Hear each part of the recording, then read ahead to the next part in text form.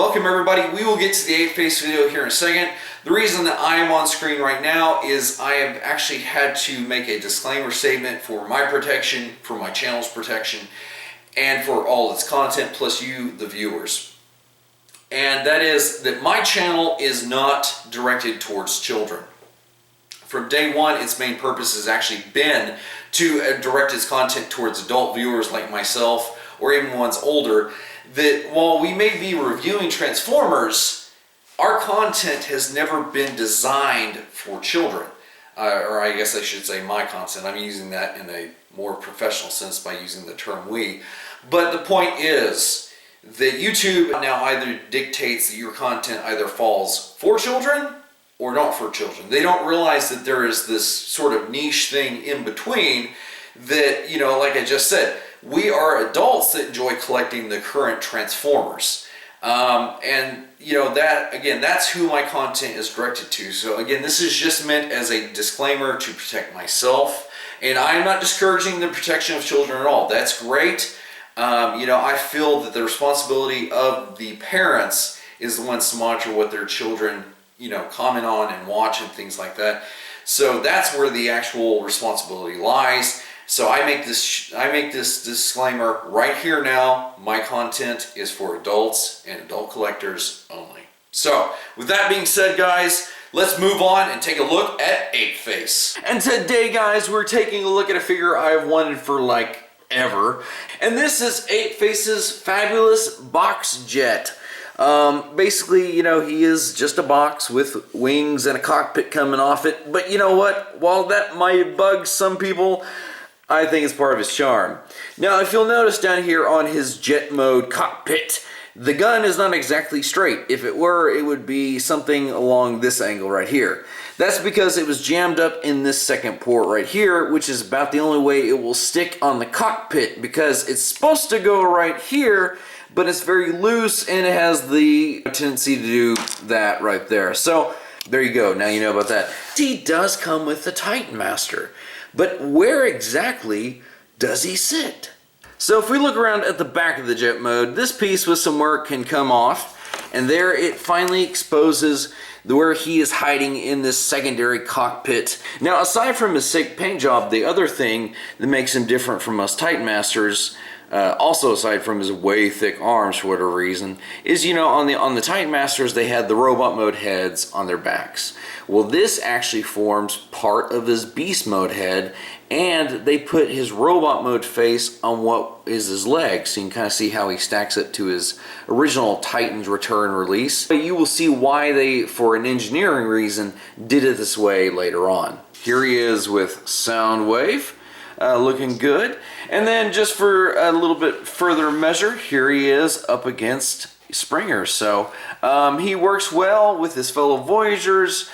But aside from that, guys, let's find a little look at why he has the name that he does and see him in his Ape Mode. And what's funny about it is when you're going to beast mode from jet mode, no joke, I just noticed that his beast mode kind of essentially just bursts out of his jet mode. Now, if you see, here is his normal robot mode head, and here is the other half of his beast mode head. The reason why I said what I did earlier is you can see if you slot it in here, boom. Now the jaw is just one solid piece. It can't move up or down. And I mean, really, I mean, he's got a lot of posability in how his arms move and everything. So, I mean, you've got a lot of options as far as how you want to pose him. Well, here he is with the silverback Optimal Optimus. Here he is facing off against Ape Link.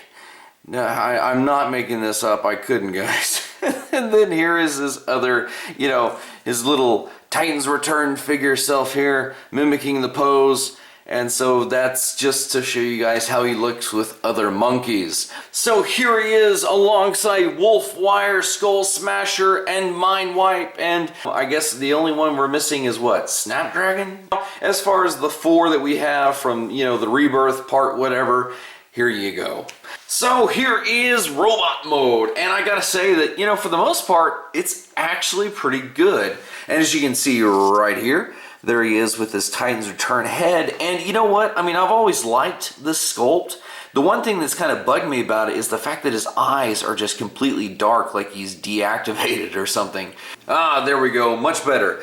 As you can see with his head, his eyes are full of life. And the one thing that I do have to mention is if you look at his elbows and his knees and his ankles, there's just so much range of motion that you get with him. The necessity of his engineering for him to achieve his other two modes has now come back into robot mode, and it has allowed him he's crazy posable, albeit just slightly.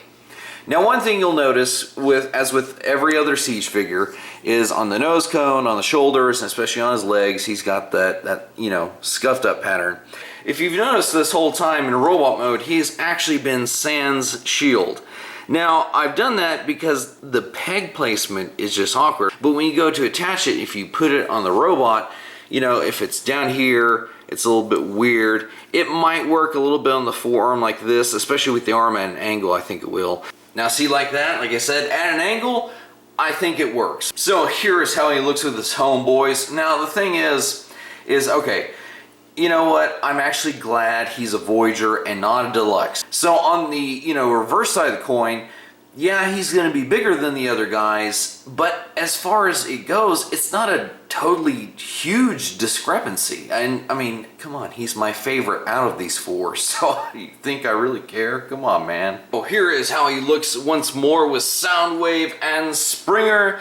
And you know what? As opposed to his previous homeboys, I do like how he does scale with his fellow Voyagers from the current line a little bit better. So really, other than that, guys, he looks great in all modes. As we discussed, his engineering is on point. Aside from the splatter, his paint is amazing too.